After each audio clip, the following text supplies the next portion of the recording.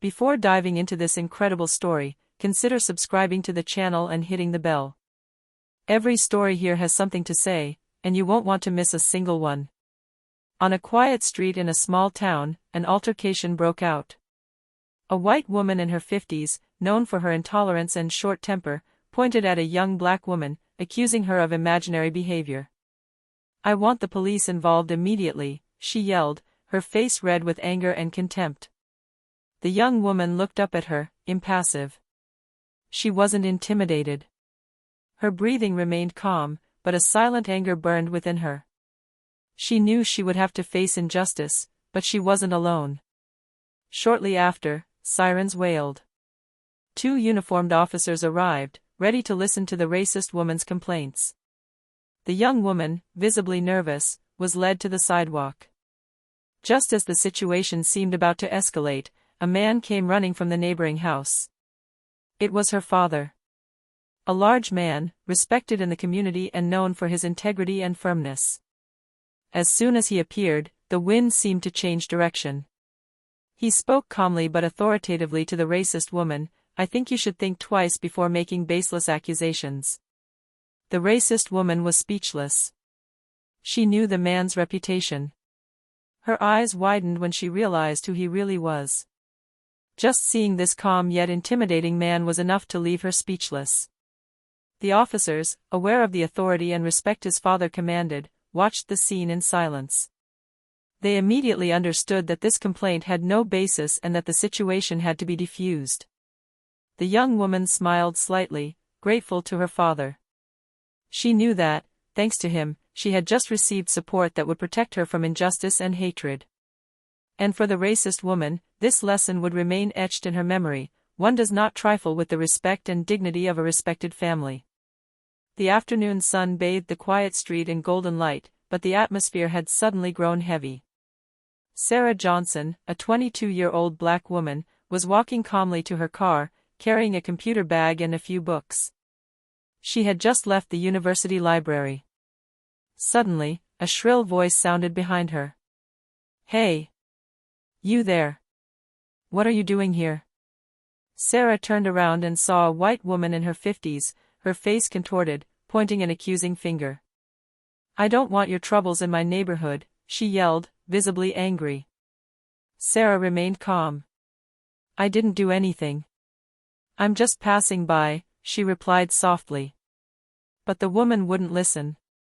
She immediately called the police, accusing Sarah of attempted robbery and trespassing. Passers-by began to stop, curious about the escalating altercation. A few minutes later, sirens wailed. 2 police officers arrived quickly, their faces serious.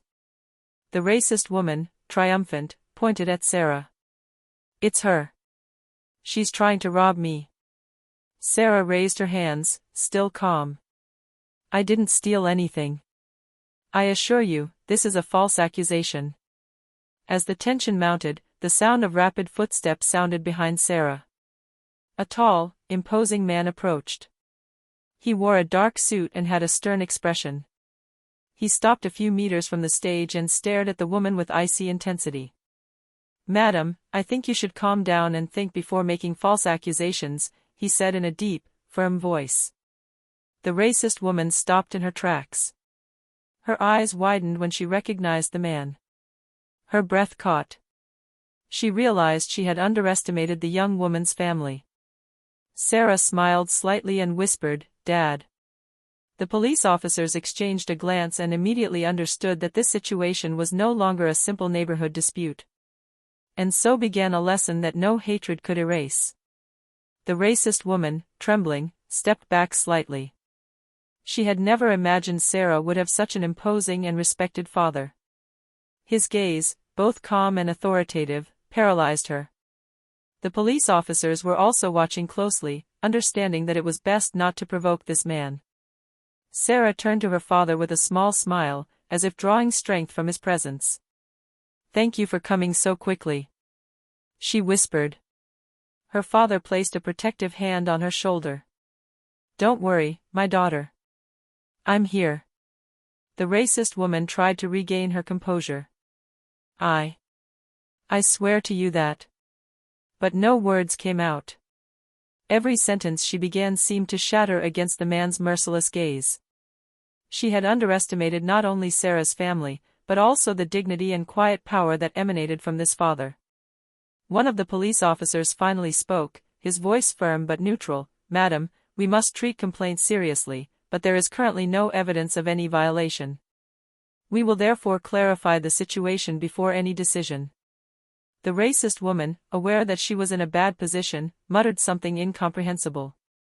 Her wounded pride made her almost incoherent. Sarah's father stepped forward slightly, staring into the woman's eyes. "I advise you to think carefully about your accusations and what you're saying. A false accusation can have serious consequences." Sarah felt a mixture of pride and relief. She knew her father would never allow her to be unfairly humiliated. The racist woman, however, froze. Her face turned white. She understood that her insults and racism were no longer tolerated and that she had just exposed herself to social, and perhaps legal, sanction.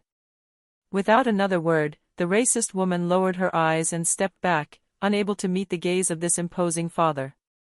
The police officers nodded, deciding not to pursue this baseless complaint. Sarah, always calm, felt a weight lift from her shoulders. Her father smiled at her, and together they slowly left the street, leaving behind a silent but powerful lesson: respect and dignity are not begged for, they are fought for. By the next morning, news of the altercation had already spread through the neighborhood. Some neighbors had witnessed the incident and were recounting in detail how the racist woman had been left speechless in front of Sarah's father.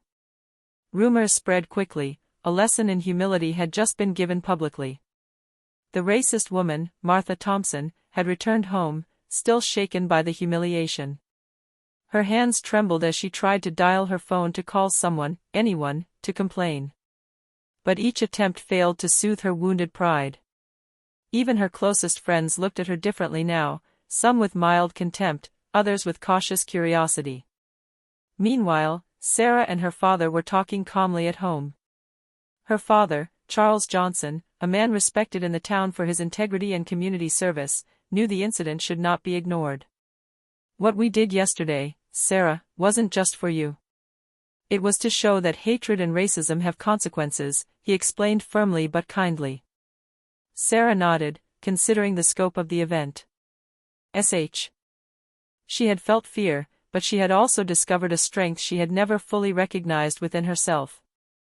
"I never thought that my mere presence, that we could," she trailed off, unable to find the words. Charles placed a hand on her shoulder. "You weren't just protected. You also inspired those who watched." Even this racist woman's silence is a lesson to her and to anyone who doubts that respect is earned. For her part, Martha Thompson began to feel the first repercussions for her actions. Her behavior had been reported at her workplace, and some colleagues began to treat her with distance. Neighbors, who had heard the details of the altercation, now avoided speaking to her. Every attempt to repair her image failed, as no one was any more unaware of her racist behavior. Sarah, aware of this change, understood that sometimes justice comes not only from the authorities, but also from dignity and moral strength. She felt a wave of confidence wash over her. She was no longer just the young woman targeted yesterday, but the one who, with her father's support, had shown that truth and respect can triumph over hatred. It was the beginning of a series of lessons for all involved: for Sarah, the discovery of her inner strength; for Martha, the confrontation with her own prejudices and the consequences of her actions; and for the community, a demonstration that racism never goes unpunished when courage and integrity are involved. A few days after the altercation, Martha Thompson, still humiliated and frustrated, decided she could not remain passive. Her wounded pride drove her to seek revenge, hoping to restore her image and regain some semblance of control over the situation. She began spreading rumors at school and around the neighborhood, claiming that Sarah had provoked the incident and was exaggerating the facts. But every word she said clashed with the witnesses who had seen it, and the rumors failed to take root. Furious, Martha took a more direct approach. She tried to contact Charles Johnson's workplace, believing that attacking her father might intimidate Sarah. She called, seeking to discredit Sarah or her father, but each time she tried, she encountered people who knew and respected Charles. Her plan failed again, and her frustration mounted. Sarah, for her part, was undaunted. She understood that Martha's hatred was merely a reflection of her own contempt and ignorance. With her father, she discussed strategies for remaining protected while maintaining their dignity. The best response isn't hatred, Charles explained. The best response is truth and patience. Every action Martha takes reveals who she really is, not us. One afternoon, as Sarah was returning from college, she found Martha standing by her car, looking menacing. She approached, trying to intimidate her with her looks and words. "Do you really think everyone will believe you?" Martha yelled. Sarah stopped and crossed her arms calmly. "I don't need everyone to believe me. Those who have seen know. And those who want to know the truth will learn it." At that moment, Charles appeared behind Sarah, imposing and calm as always. His mere glance was enough to make Martha take a few steps back. "I believe we've already discussed your unfounded accusations, Martha. I advise you to leave my daughter alone and think about your actions." Martha, speechless and unable to formulate a coherent response, stepped back, overcome by Charles's silence and quiet strength. The passers-by who had witnessed the scene murmured, impressed by the silent lesson she was receiving once again. Sarah smiled at her father. "Thanks, Dad, again." Charles nodded. "Stay strong, my daughter. Hate always ends up turning against those who harbor it." And so, Martha's attempt at revenge failed, further strengthening Sarah's confidence and dignity. But the story wasn't over. Martha wasn't ready to give up completely, and her next move might be even bolder. A few weeks after the incident, tensions reached a fever pitch. Martha Thompson, frustrated by her repeated failures, decided to publicly provoke Sarah at a community event. The city was holding a meeting in Central Park to discuss local projects, and Martha saw it as an opportunity to humiliate Sarah in front of everyone. Sarah and her father, aware that this confrontation was inevitable, decided to attend together. Their calm but imposing presence had already attracted the attention of several residents who remembered the initial altercation. Martha approached Sarah with a forced smile, trying to hide her anger. "You think you can humiliate someone and get away with it?" she snapped, her voice shaky but aggressive. Sarah remained impassive, her head held high. "I never wanted to humiliate anyone. But I will not let hatred dictate my life," she replied firmly. At that moment, Charles Johnson stepped forward, placing his daughter slightly in front of him. He stared at Martha with that mixture of calm and gravity that had always impressed the community. "Martha, it's not me you should fear," he said in a deep voice. "It's truth and respect. And yesterday, today, and every day to come, truth speaks louder than hate." A silence fell over the crowd. All eyes were on Martha, who felt for the first time the true weight of her actions. Her attempts at manipulation and intimidation were failing again, and shame began to show on her face. Neighbors and community members witnessing the scene began to murmur and show their support for Sarah and her father. The smiles, nods, and approving glances reinforced the impression that Martha was alone and isolated in her hatred. Sarah smiled at her father and whispered, "You were right. Sometimes you just have to stand and let the truth speak." Charles placed a hand on his shoulder. "Exactly. Strength lies not in revenge, but in dignity and quiet justice." Martha, unable to answer and flushed with shame, stepped back and slowly left the stage, aware that her reputation had suffered yet another setback. For the first time, she fully felt what it meant to be exposed and confronted with the truth.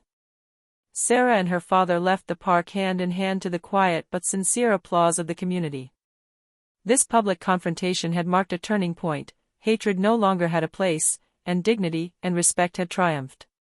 Days after the public confrontation, Martha Thompson hadn't given up. Her resentment and wounded pride drove her to devise one last plan to harm Sarah. She wanted to strike where it hurt, in the young woman's professional and social life, believing that public humiliation would be her ultimate revenge. She began sending anonymous messages to some of Sarah's colleagues and contacts, insinuating that she was behaving inappropriately and inventing rumors about her character. But Martha underestimated the network of trust and respect Sarah had built around her. Each accusation fell flat, because those who knew Sarah knew how to distinguish truth from slander. Charles Johnson, aware that Martha might try something more daring, took the lead. "Sarah, Martha probably won't stop until she's tried everything she can imagine. We must remain vigilant and anticipate her moves," he said calmly but decisively. Sarah nodded. "I don't want to give her more power than she already has. But I have to be ready to defend myself if necessary." Martha, for her part, decided to go directly to Charles's office under the pretext of filing a formal complaint. She hoped to intimidate Sarah and create a media scandal. But when she arrived, she was met with the truth and Charles's implacable calm. "Martha, I warned you," Charles said, looking her straight in the eye. "Any attempt to harm my daughter or our reputation will be taken very seriously. You have already suffered the consequences of your unfounded accusations. Any further action will only confirm your intolerance and bad faith." Martha's mouth fell open. Every word Charles said hit home and left no room for error. For the first time, she felt the true extent of her mistakes and the unwavering strength of those she was trying to reach. Sarah, watching from a distance, felt a mixture of relief and pride.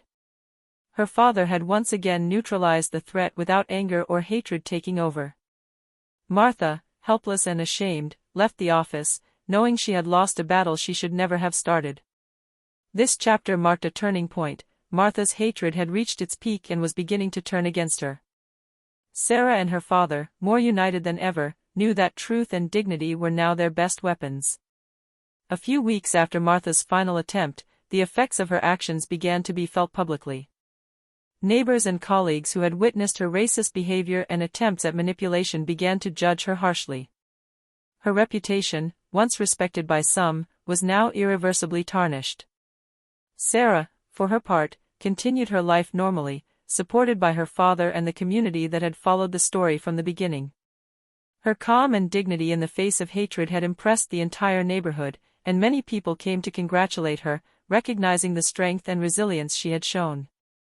Martha, feeling her social standing crumbling, tried once again to regain power by holding meetings with influential neighbors to re-establish her version of events. But each attempt backfired. The witnesses told the truth, and her lies were now known to all. At a public meeting in the town hall, Martha attempted to speak out in her defense. She spoke vehemently, but her words were quickly contradicted by several members of the community who had witnessed the original altercation. The looks directed her way reflected the general disapproval. Charles, present with Sarah in the audience, watched the scene calmly. He turned to his daughter and said softly, "Look, Sarah, the truth always comes out, and hatred never lasts long in the face of justice and integrity." Sarah smiled. "Yes, Dad. And all this shows that staying dignified and strong is more powerful than any revenge." Martha finally left the room, publicly humiliated for the last time. The murmurs of the community were unanimous. She had been defeated not by violence or direct confrontation, but by the patience, truth, and moral strength of Sarah and her father. This chapter marked the end of Martha's social dominance. She understood, far too late, that her actions had lasting consequences, and that hatred could never triumph when integrity and dignity were on their side. Sarah and Charles left the town hall hand in hand, to the admiring gaze of all. Their victory was not only personal, but symbolic for the entire community. Moral justice and respect always prevail in the end. After Martha's public fall, Sarah's life began to return to normal, but with a new dimension, recognition and respect from her community. Neighbors, friends, and colleagues who had witnessed the initial scene or followed events closely came to congratulate her. At a meeting organized by the town hall to celebrate local initiatives, Sarah was invited to speak. With her father at her side, she calmly recounted her experience, highlighting the importance of dignity, patience, and truth. She also spoke of her father's quiet strength and how family support can transform moments of fear into personal triumphs. "It's easy to be intimidated by hatred and prejudice," she told the attentive crowd. "But standing tall, remaining dignified, and letting the truth speak, that's what always triumphs in the end." The applause that followed was long and heartfelt. People came to congratulate her, hug her, and some expressed their gratitude for the example she had just set. This moment symbolized not only her personal victory, but also a turning point for the entire community, which saw that racism and hatred could be confronted with courage and dignity. Meanwhile, Martha, isolated and aware that her reputation was now irreparably damaged, began to understand the real lesson. She had believed that strength lay in anger and manipulation, but she had been confronted with something she had never been able to control: truth, respect, and family loyalty. Sarah, however, continued to live her life with confidence. She knew that every challenge had made her stronger and that, thanks to her father's presence and support, she could face any obstacle. The community, witnessing her strength, now saw her as a symbol of resilience and integrity. This chapter showed that sometimes the best revenge is not in confrontation or anger, but in rebuilding and recognizing oneself, and in the ability to inspire others with one's courage and dignity. Months after the events, tension still lingered in the air whenever Martha and Sarah crossed paths. Martha, humiliated but stubborn, still hoped for a final confrontation to restore her wounded ego. One afternoon at a neighborhood meeting, Martha tried to approach Sarah with a forced smile. "Do you think you won?" she whispered, barely audible. Sarah turned slowly, her gaze calm and assured. "This isn't about winning or losing, Martha. It's about respect, dignity, and truth." Charles, standing behind his daughter, placed a protective hand on her shoulder. "Martha, I think you've had enough lessons. It's time to admit your mistakes." Martha trembled, unable to respond. Every word spoken by Sarah and her father seemed to amplify her shame. She had tried every possible manipulation, every rumor, every accusation, but each attempt had failed in the face of the Johnsons' patience and fortitude. The community present at the meeting watched silently. Many had witnessed past events and knew that Martha was facing the truth. No whisper of support came to save her; she was alone facing her own hatred and failure. Sarah took a step forward, her face calm. "Martha, I advise you to learn something important today: hatred and racism never lead to anything. You can choose to change or stay in your anger, but know that truth and dignity will always triumph in the end." A heavy silence followed. Martha looked down, unable to formulate a response. For the first time, she understood that her hatred had been her greatest enemy. Sarah, with her father's quiet strength at her side, had just taught her a lesson she would never forget. The meeting ended with Sarah and Charles leaving the room hand in hand, leaving Martha alone and defeated, but with a chance, belated, but real, to reflect on her actions and perhaps change. This chapter sealed Sarah's moral victory: truth, patience, and dignity had triumphed over hatred. A few months after the public confrontations and humiliations, Sarah and her father's lives resumed with a sense of peace and triumph. The community, witnessing their strength and dignity, deeply respected them. Sarah had not only protected her reputation but also inspired those around her to remain upright in the face of injustice. Martha Thompson, meanwhile, had disappeared from public events and local social media. Her reputation ruined, she was forced to confront her own actions. Gradually, she came to understand that hatred and racism only lead to isolation and shame, and that true power lies in patience, truth, and respect. Sarah, aware of the lesson this experience had taught her, decided to become more involved in the community. With her father's support, she participated in youth mentoring programs, sharing her story and showing the importance of standing up for oneself with dignity and intelligence rather than anger. One evening, as they watched the sunset from the terrace of their house, Sarah said to her father, "Dad, I never thought these events would make me stronger and more confident. Thank you for always being there for me." Charles placed a hand on her shoulder and smiled. "My daughter, you have discovered something precious. Strength does not come from violence or revenge, but from truth, patience, and dignity. As long as you carry these within you, no one will ever be able to diminish you." Sarah looked out at the horizon, her heart light and full of pride. She knew that through this experience, she had learned not only to defend herself, but also to inspire and protect those she loved. Martha's hatred had failed, and a lasting lesson had been imparted: truth and respect always triumph over fear and intolerance. And so the story ended, with Sarah and her father more united and stronger than ever, and the community having learned that there is no room for hatred where there is dignity and justice.